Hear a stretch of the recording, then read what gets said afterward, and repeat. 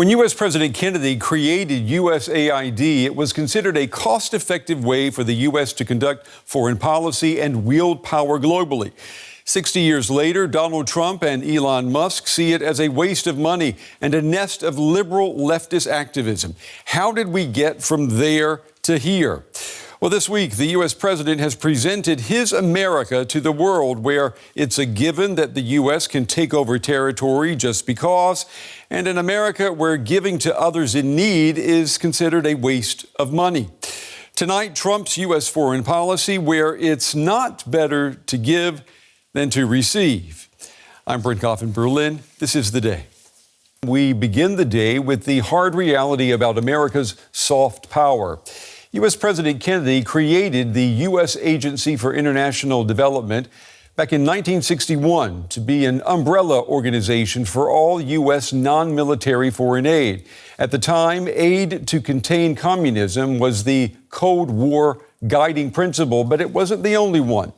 Kennedy also invoked a moral responsibility, pointing to America's economic obligations as the wealthiest people in a world of largely poor people. 6 decades later, USAID provides tens of billions of dollars of humanitarian aid to countries around the world. But that is about to change.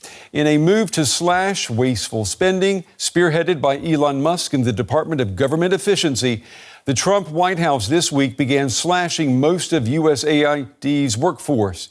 It's feared that the decision to defund the agency by Donald Trump and Elon Musk, two of the world's richest people, could hurt millions of the world's poorest people.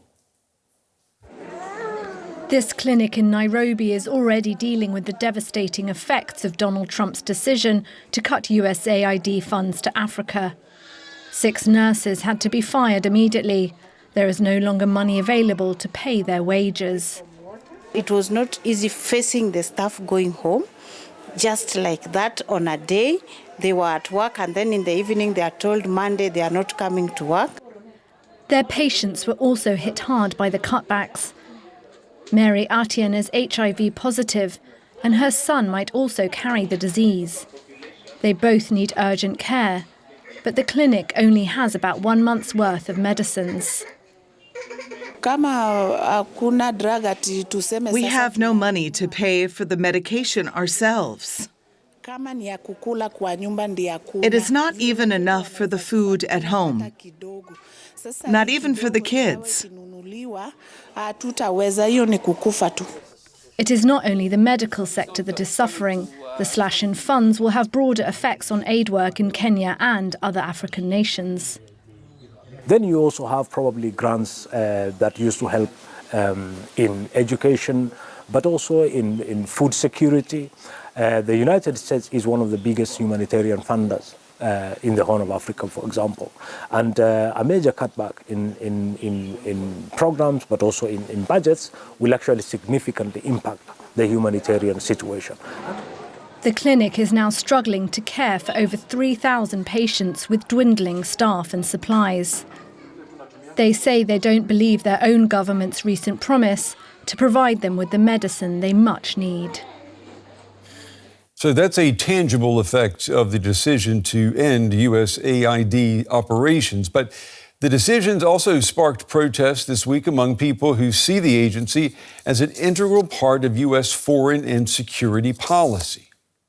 So it has nothing to do with government efficiency and everything to do with something that's going to harm our national interests. In fact, if you talk to American military leaders, they will tell you that AID is an essential and cost-effective part of our overall foreign policy and national security strategy, because AID makes us safer here as we save lives around the world.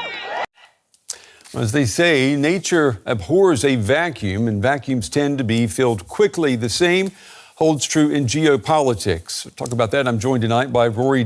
She's a China analyst and managing director of the Asia Society Policy Institute. It's good to have you with us tonight. Let's start with what is happening with USAID.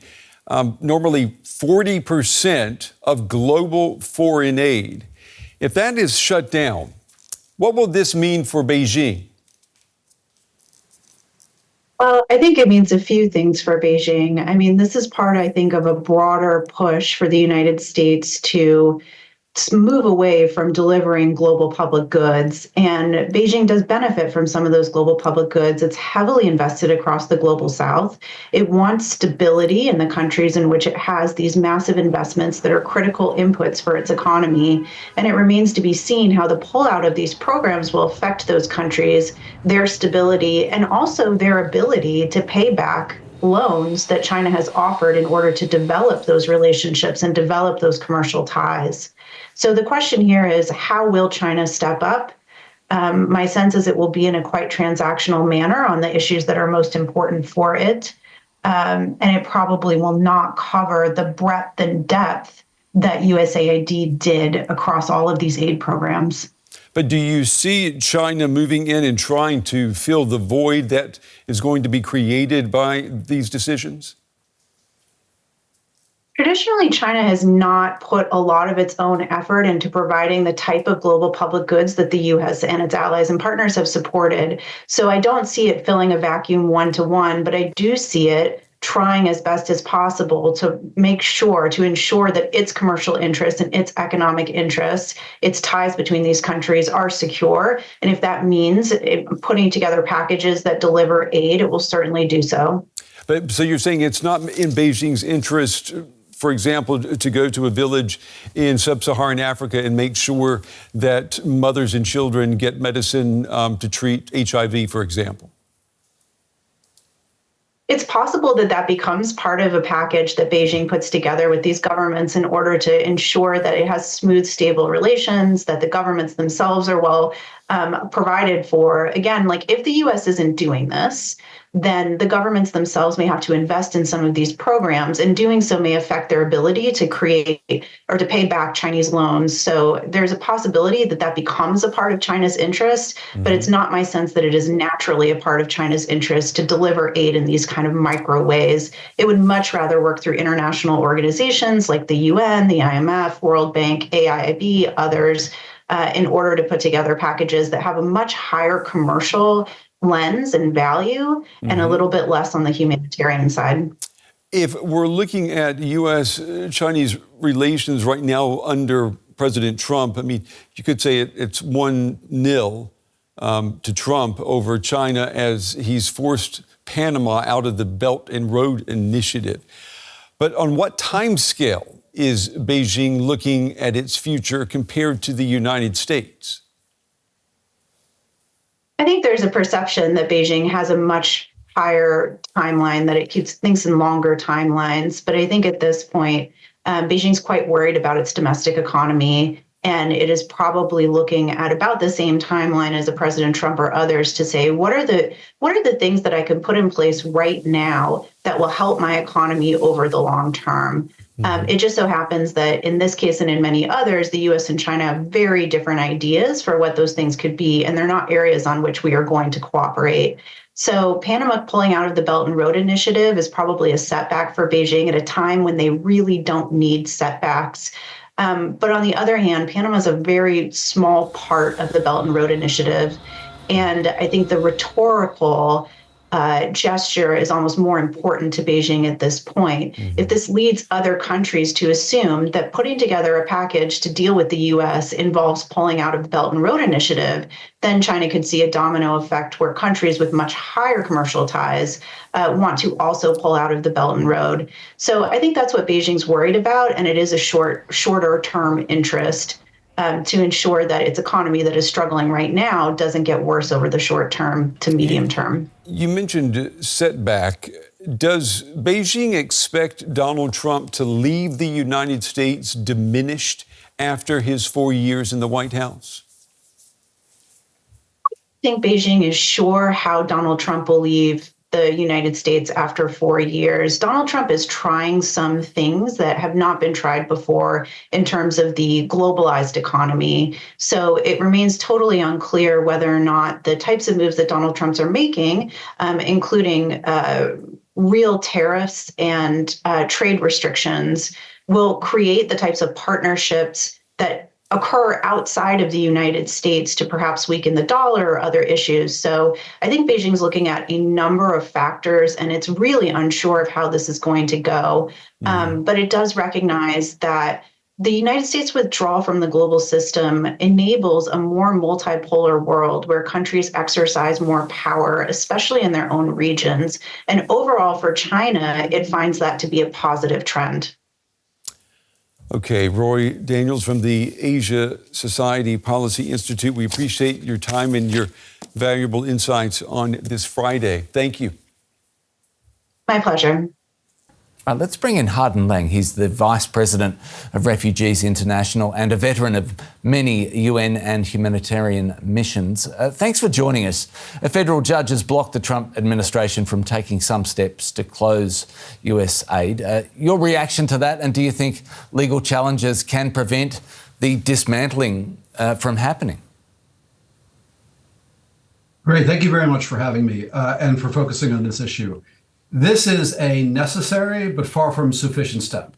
And it is welcome news because there was a tremendous amount of concern that, even before Congress had the opportunity to really sort of exercise its prerogative to protect its sort of rights under the Constitution to fund organizations like AID and to make sure that AID stayed intact, that by actually canceling these contracts, what you would do would be to sort of break apart the human resource infrastructure of AID and do some permanent damage to the organization.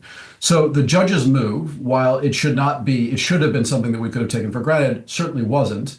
And it's a pretty significant step in terms of buying more time to get this process back onto a normal track where Congress can weigh in and exercise its prerogatives under the law. So it's a first victory that's quite important, but it's far from the whole solution. I guess the next steps are gathering the resistance partners now, if you like. How much resistance is there in Washington to stopping the dismantling of this key government agency and the work it does?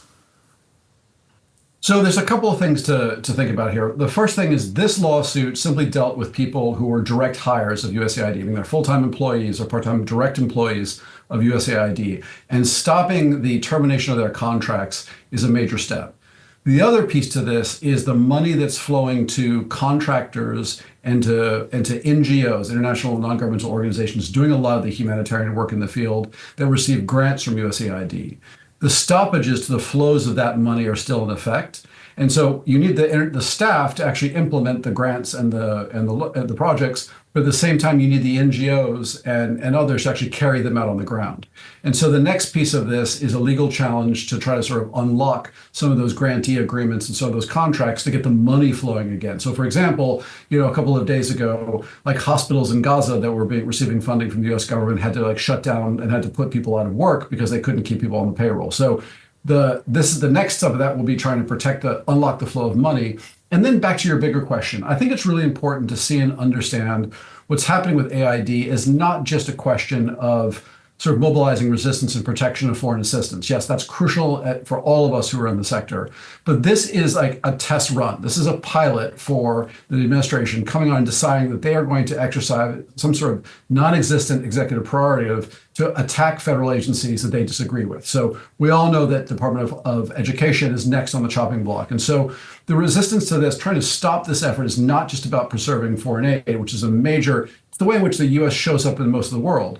But it's also about sort of avoiding a further constitutional crisis in which the executive branch attempts to sort of overreach from its authorities under the Constitution.